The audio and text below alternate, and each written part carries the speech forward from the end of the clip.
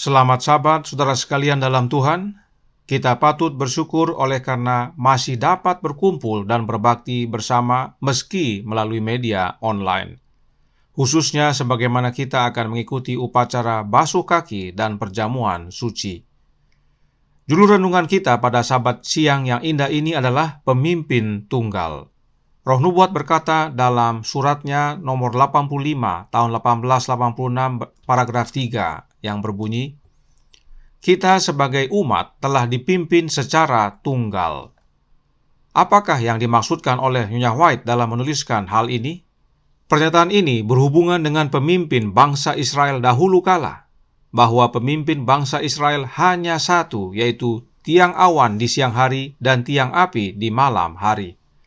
Alkitab berkata dalam Keluaran 13 ayat 21, "Tuhan berjalan di depan mereka pada siang hari dalam tiang awan untuk menuntun mereka di jalan, dan pada waktu malam dalam tiang api untuk menerangi mereka, sehingga mereka dapat berjalan siang dan malam."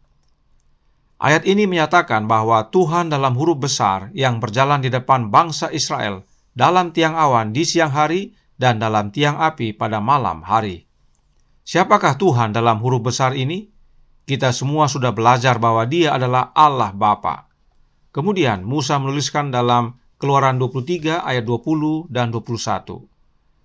"Sesungguhnya aku mengutus seorang malaikat berjalan di depanmu untuk melindungi engkau di jalan dan untuk membawa engkau ke tempat yang telah kusediakan. Jagalah dirimu di hadapannya dan dengarkanlah perkataannya. Janganlah engkau mendurhaka kepadanya, sebab pelanggaranmu tidak akan diampuninya, sebab namaku ada di dalam dia." Dalam pasal 13, Musa mencatat bahwa Allah Bapa yang berjalan di depan bangsa Israel. Dan sekarang dalam pasal 23, Musa menyatakan bahwa Allah Bapa mengutus seorang malaikat berjalan di depan bangsa Israel. Siapakah malaikat yang Allah Bapa utus tersebut?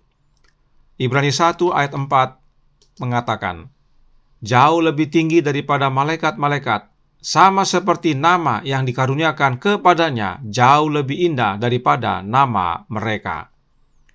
Ibrani pasal 1 berbicara tentang anak Allah, Yesus Kristus. Allah Bapa telah mengaruniakan nama yang jauh lebih indah dari nama para malaikat kepada anaknya. Nama siapa yang dikaruniakan Bapa kepada Yesus? Namanya Bapa itu sendiri. Dalam buku Filipi, Paulus mencatat ayat berikut ini, Filipi 2 ayat 9 sampai 11. "Itulah sebabnya Allah sangat meninggikan Dia dan mengaruniakan kepadanya nama di atas segala nama, supaya dalam nama Yesus bertekuk lutut segala yang ada di langit dan yang ada di atas bumi dan yang ada di bawah bumi, dan segala lidah mengaku Yesus Kristus adalah Tuhan, bagi kemuliaan Allah Bapa." Jelas bahwa Bapalah yang mengaruniakan nama di atas segala nama kepada anaknya, Yesus Kristus, yaitu nama Bapa itu sendiri. Yesuslah malaikat yang Allah Bapa utus di depan bangsa Israel untuk memimpin mereka. Mengapa disebut malaikat? Karena malaikat artinya utusan. Baca kembali Malaikat 3 ayat 1. Roh Nubuat berkata dalam Membina Kehidupan Abadi halaman 220 paragraf 1. Kristus adalah pemimpin bangsa Israel dalam pengembaraan mereka di padang gurun, diselubungi oleh tiang awan pada siang hari dan tiang api pada malam hari. Ia memimpin dan menuntun mereka. Kristuslah yang Nyonya White sebut sebagai pemimpin tunggal, dan jika disebut tunggal artinya hanya Yesus sendiri, tidak ada yang lain. 1 Korintus 10 ayat 2 berkata, "Untuk menjadi pengikut Musa, mereka semua telah dibaptis dalam awan dan dalam laut." Siapakah yang di dalam awan? Yesus Kristus. Karenanya saat disebut dibaptis dalam awan, artinya dibaptis di dalam Yesus. Dibaptis di dalam Yesus bukan hal yang baru atau nanti terjadi setelah hari Pentakosta. Bangsa Israel saat lepas dari Mesir sudah dibaptis di dalam Yesus. Dan karena mereka jumlahnya banyak, karenanya mereka harus dibaptiskan semuanya di dalam laut, yaitu saat mereka melewati Laut Merah. Kemudian, dalam Keluaran 16 ayat 4, berkata, Lalu berfirmanlah Tuhan kepada Musa, "Sesungguhnya aku akan menurunkan dari langit hujan roti bagimu. Maka bangsa itu akan keluar dan memungut tiap-tiap hari sebanyak yang perlu untuk sehari, supaya mereka kucoba apakah mereka hidup menurut hukumku atau tidak." Tuhan dalam huruf besar berfirman kepada Musa bahwa Dia akan menurunkan roti dari langit untuk menjadi makanan bagi bangsa Israel. Ingat tadi bahwa yang memimpin bangsa Israel adalah Anak Allah dan nama Bapanya ada dalam Dia. Karenanya, Yesuslah yang berfirman kepada Musa tentang hujan mana ini. Dan Roh Nubuat menyatakan dalam suratnya nomor 112 tahun 1909 paragraf 19. Kuasa pemeliharaan Allah menyertai Israel. Mereka dipimpin oleh tiang awan dan tiang api. Kristus adalah pemimpin dan guru mereka. Ketika mereka mendambakan kuali daging Mesir, Dia memberi mereka mana, makanan malaikat. Kristuslah yang memberi mana, sebab Kristuslah kuasa pemeliharaan Allah, yaitu Bapa, yang menyertai umatnya. Allah Bapa menyediakan segalanya melalui dan di dalam Anaknya. Selanjutnya, tidak hanya makan, tetapi minum juga. 1 Korintus 10 ayat 4 menyatakan, "Dan mereka semua minum minuman rohani yang sama, sebab mereka minum dari batu karang rohani yang mengikuti mereka, dan batu karang itu ialah Kristus." Kita semua pasti ingat peristiwa Musa memukul batu di Meriba dan mengeluarkan air, sehingga semua bangsa bisa minum. Batu itu adalah lambang dari Yesus. Yesuslah batu yang dipukul itu. Yesuslah sumber air hidup bagi umatnya. Yesus yang pimpin, Yesus baptis umatnya, Yesus beri makan umatnya, Yesus beri minum umatnya. Lalu bagaimana dengan pengampunan? Bilangan 21 ayat 8 berkata, "Maka berfirmanlah Tuhan kepada Musa, buatlah ular tedung dan taruhlah itu pada sebuah tiang. Maka setiap orang yang terpagut, jika ia melihatnya, akan tetap hidup." Suatu kali bangsa Israel berkata-kata melawan Allah dan Musa. Akibatnya, Tuhan menyuruh ular-ular tedung ke antara bangsa itu yang memagut mereka, sehingga banyak dari orang Israel yang mati. Kemudian bangsa Israel berkata, "Kami telah berdosa, sebab kami berkata-kata melawan Tuhan dan Engkau. Berdoalah kepada Tuhan supaya dijauhkannya ular-ular ini daripada kami." Lalu Musa berdoa untuk bangsa itu. Kemudian Tuhan berfirman kepada Musa untuk membuat ular tedung dari tembaga dan menaruhnya pada sebuah tiang. Maka, Bilangan 21 ayat 9 menyatakan, "Lalu Musa membuat ular tembaga dan menaruhnya pada sebuah tiang. Maka jika seseorang dipagut ular dan ia memandang kepada ular tembaga itu, tetaplah ia hidup." Jadi, jika ada orang dipagut ular, tapi dia melihat kepada ular tembaga itu, maka orang itu tidak akan mati. Dia tetap hidup. Ular tembaga tersebut adalah suatu lambang. Yohanes 3 ayat 14 dan 15 berkata, "Dan sama seperti Musa meninggikan ular di padang gurun, demikian juga Anak Manusia harus ditinggikan, supaya setiap orang yang percaya kepadanya beroleh hidup yang kekal." Ular tembaga itu adalah lambang Yesus yang nantinya disalibkan untuk menjadi korban pendamaian bagi kita orang berdosa ini, sehingga barang siapa yang percaya kepada Yesus beroleh hidup yang kekal. Roh Nubuat menuliskan dalam Kerinduan Segala Zaman, buku kedua, halaman 102, paragraf 1. "Dan sama seperti Musa meninggikan ular di padang gurun, demikian juga Anak Manusia harus ditinggikan." Yohanes 3 ayat 14. Sebagaimana mata segenap Israel telah ditujukan kepada ular yang ditinggikan, yakni lambang yang ditentukan demi kesembuhan mereka, demikian juga segala mata harus ditarik kepada Kristus, korban yang membawa keselamatan kepada dunia yang hilang. Hanya satu pemimpin kita, hanya satu yang membaptis kita, hanya satu yang menyediakan makan dan minum bagi kita, dan hanya satu yang mengampuni dosa kita dan membawa keselamatan bagi kita, dan Dia adalah Yesus Kristus. Tidak heran Nyonya White menuliskan, kita sebagai umat telah dipimpin secara tunggal. Pemimpin kita tunggal. Kita dipimpin oleh Allah Bapa dan Bapa wujudkan di dalam anaknya, tidak ada yang lain. Apa bukti nyata bahwa tidak ada yang lain yang memimpin kita dan hanya Yesus? Alkitab berkata dalam Kisah 2 ayat 38, jawab Petrus kepada mereka, bertobatlah dan hendaklah kamu masing-masing memberi dirimu dibaptis dalam nama Yesus Kristus untuk pengampunan dosamu, maka kamu akan menerima karunia Roh Kudus. Kisah 10 ayat 48 melanjutkan, lalu ia menyuruh mereka dibaptis dalam nama Yesus Kristus. Kemudian mereka meminta Petrus supaya ia tinggal beberapa hari lagi bersama-sama dengan mereka. Dan Kisah 19 ayat 5, ketika mereka mendengar hal itu, mereka memberi diri mereka dibaptis dalam nama Tuhan Yesus. Mengapa dibaptiskan dalam nama Yesus? Roma 6 ayat 3-4 menjelaskan, atau tidak tahukah kamu bahwa kita semua yang telah dibaptis dalam Kristus telah dibaptis dalam kematiannya? Dengan demikian kita telah dikuburkan bersama-sama dengan Dia oleh baptisan dalam kematian, supaya sama seperti Kristus telah dibangkitkan dari antara orang mati oleh kemuliaan Bapa, demikian juga kita akan hidup dalam hidup yang baru. Baptisan dalam Yesus adalah lambang dari mati dalam kematian Yesus, dikuburkan bersama-sama dengan Yesus, supaya sama seperti Yesus kita dibangkitkan oleh kemuliaan Bapa dalam hidup baru. Ini makna baptisan dalam Alkitab. Itu sebabnya praktek baptisan dalam Alkitab semuanya dilakukan dalam nama Yesus Kristus. Sebab itu adalah lambang mati dan bangkit dalam Yesus. Dan memang Yesuslah yang memimpin umatnya lepas dari perhambaan Mesir dan lepas dari perhambaan dosa. Pemimpin kita tunggal, yaitu Bapa di dalam anaknya. Bagaimana Bapa ada dalam anaknya?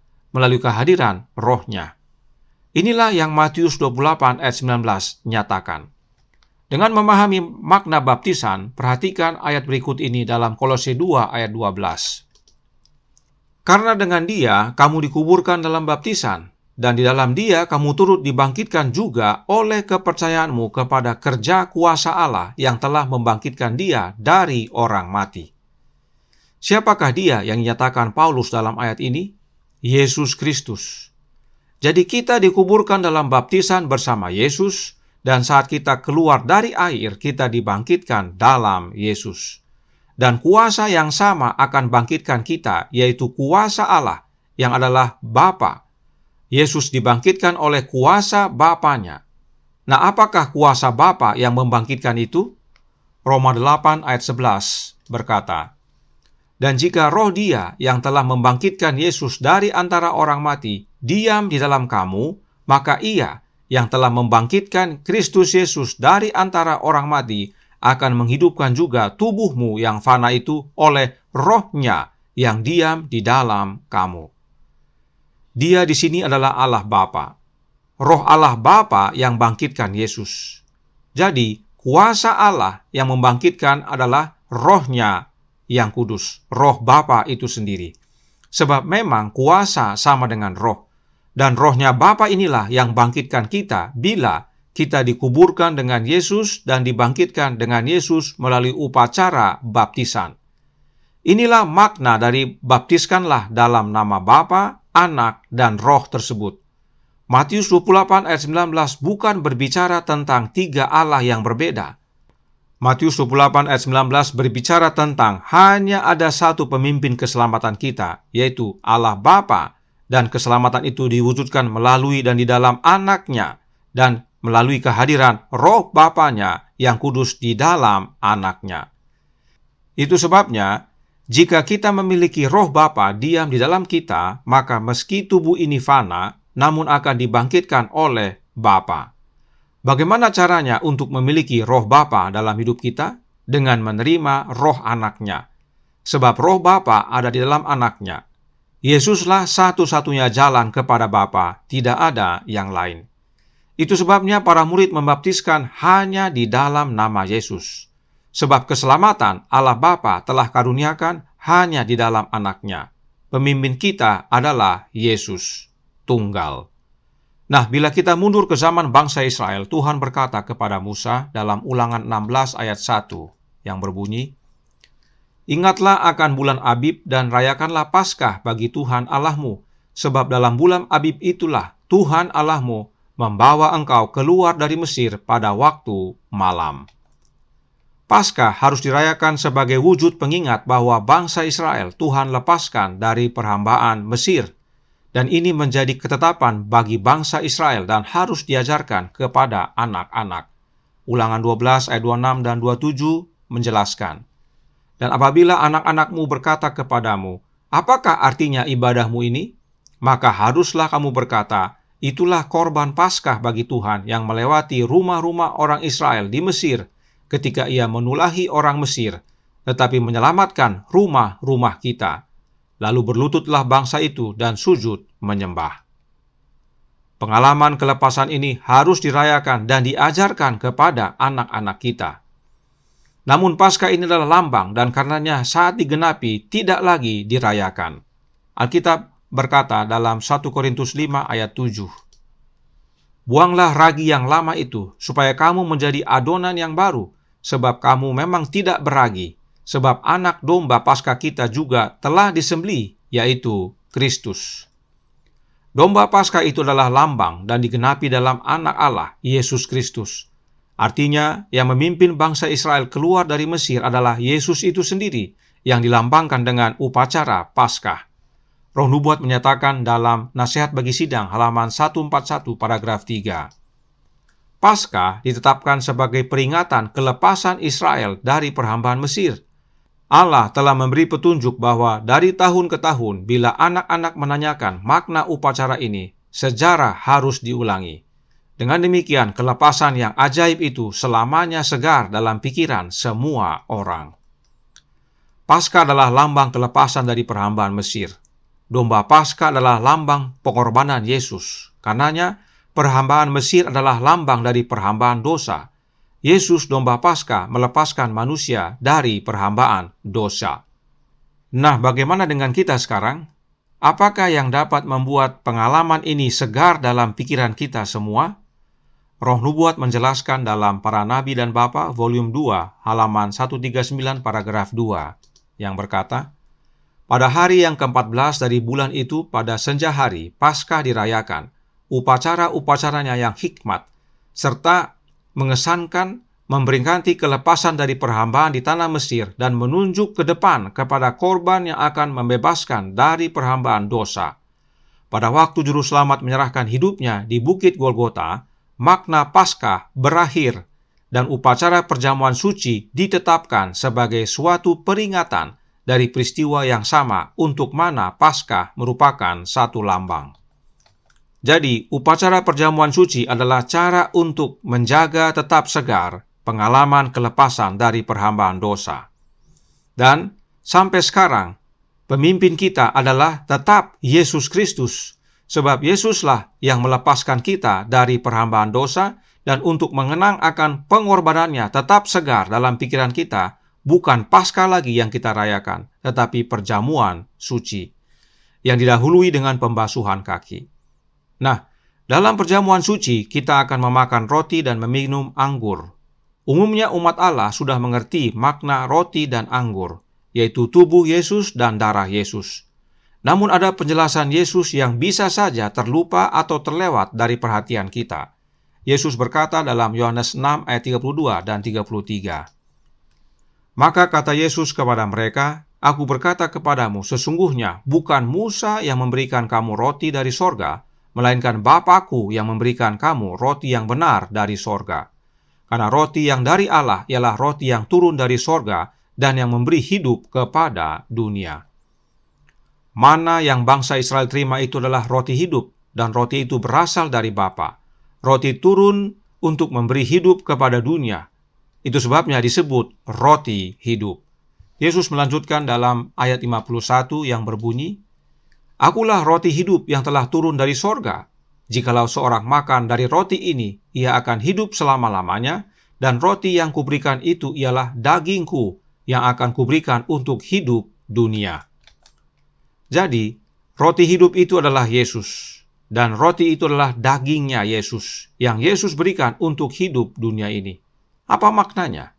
Kita lanjutkan dan masih dalam pasal yang sama. Dalam ayat 53, maka kata Yesus kepada mereka, Aku berkata kepadamu sesungguhnya, jikalau kamu tidak makan daging anak manusia dan minum darahnya, kamu tidak mempunyai hidup di dalam dirimu.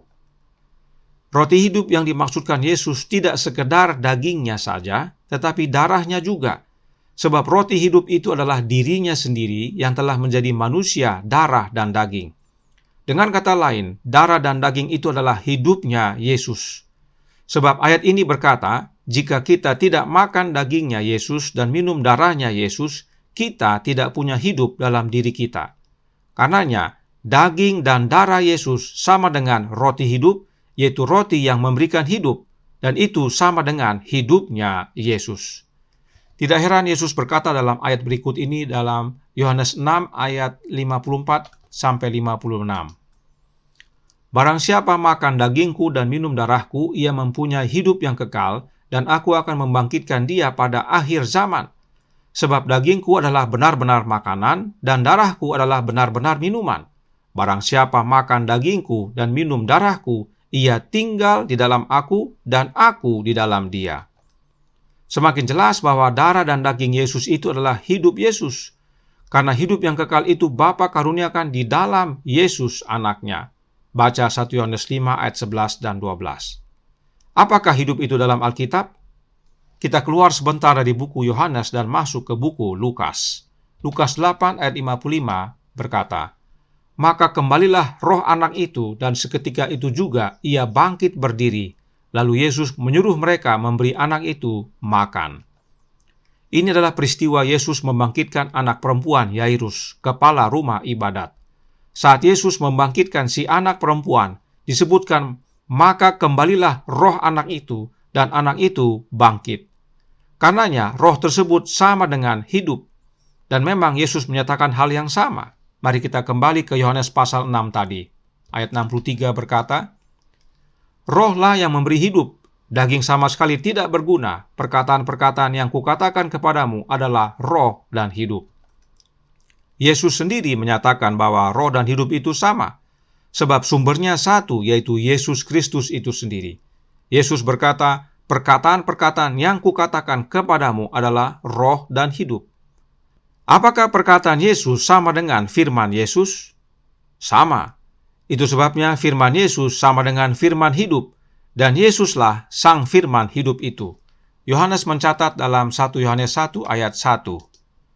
Apa yang telah ada sejak semula, yang telah kami dengar, yang telah kami lihat dengan mata kami, yang telah kami saksikan, dan yang telah kami raba dengan tangan kami tentang firman hidup, itulah yang kami tuliskan kepada kamu.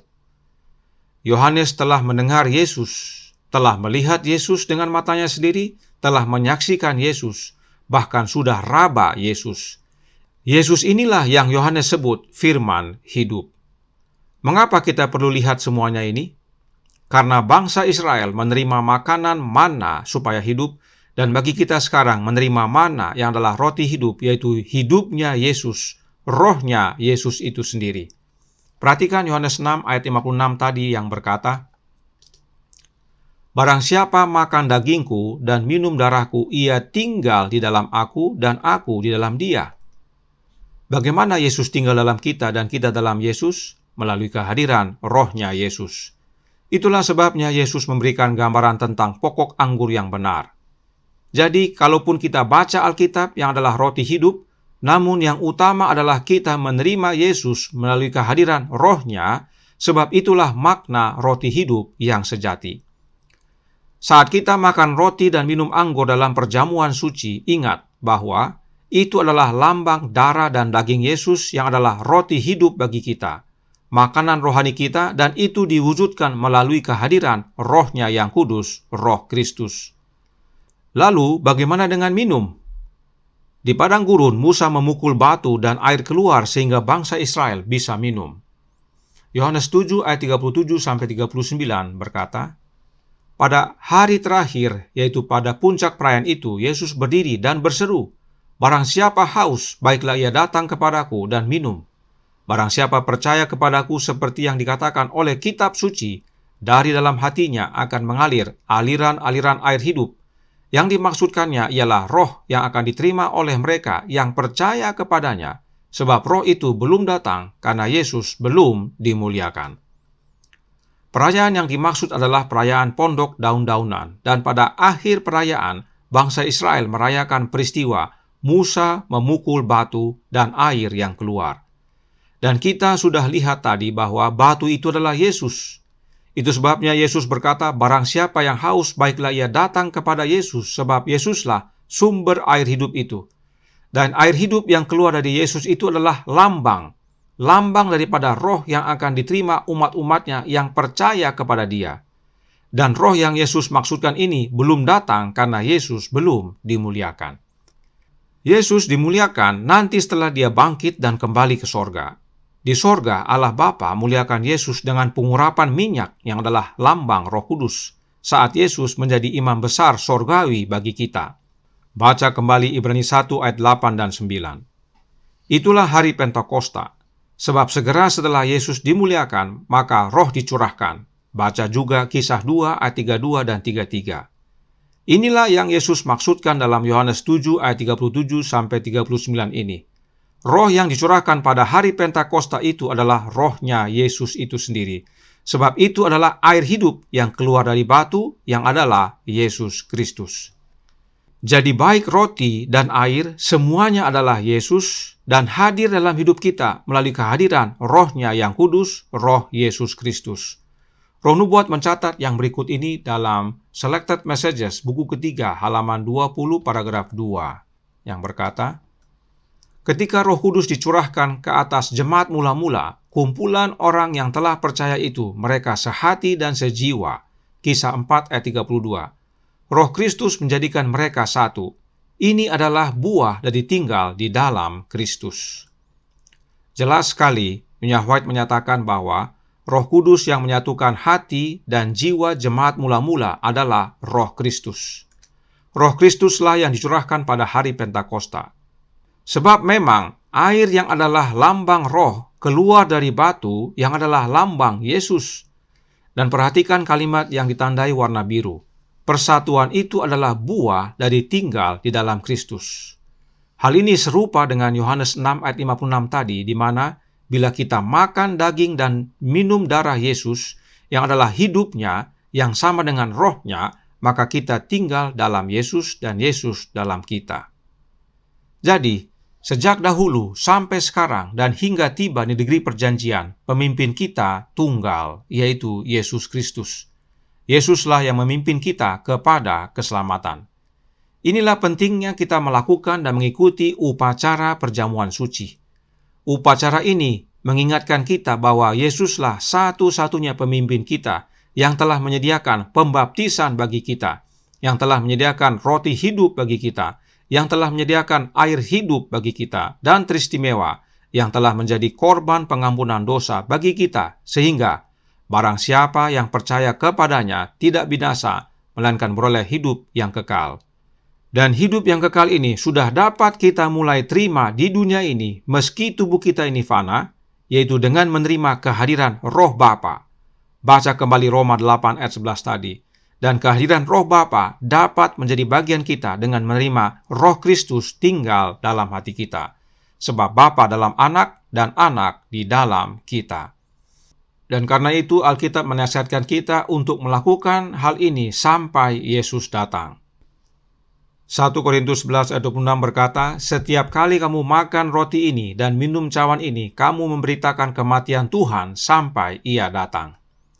Karenanya, jangan lupa, setiap kali kita makan roti dan minum anggur, hal itu mengingatkan kematian Yesus yang telah membebaskan kita dari perhambaan dosa dan mengingatkan kita pentingnya menerima Roh Kristus yang adalah hidupnya. Dan bila mana hidupnya menjadi hidup kita, kehidupan kekal menjadi bagian kita. Sehingga saat Yesus datang, kita bersama-sama dengan Dia dalam kemuliaan. Kolose 3 ayat 4 menutup, apabila Kristus yang adalah hidup kita menyatakan diri kelak, kamu pun akan menyatakan diri bersama dengan Dia dalam kemuliaan. Apakah hidup Kristus itu? Roh-Nya yang kudus, Roh Kristus. Karenanya, terimalah Roh Kristus dalam hidup ini, agar kita dapat hidup bersama-sama Dia dalam kemuliaan nanti. Tuhan memberkati, saya bawa dalam nama Yesus. Amin. Mari kita berdoa. Bapa kami yang di sorga, Allah pencipta langit dan bumi, laut dan segala isinya, Allah yang maha besar, maha kuasa, satu-satunya Allah yang benar, yang kami sembah dalam anak-Mu yang kudus, Yesus Kristus. Terima kasih atas kebenaran yang indah tentang pemimpin kami yang tunggal, yaitu Engkau ya Bapa. Namun Engkau wujudkan di dalam anak-Mu.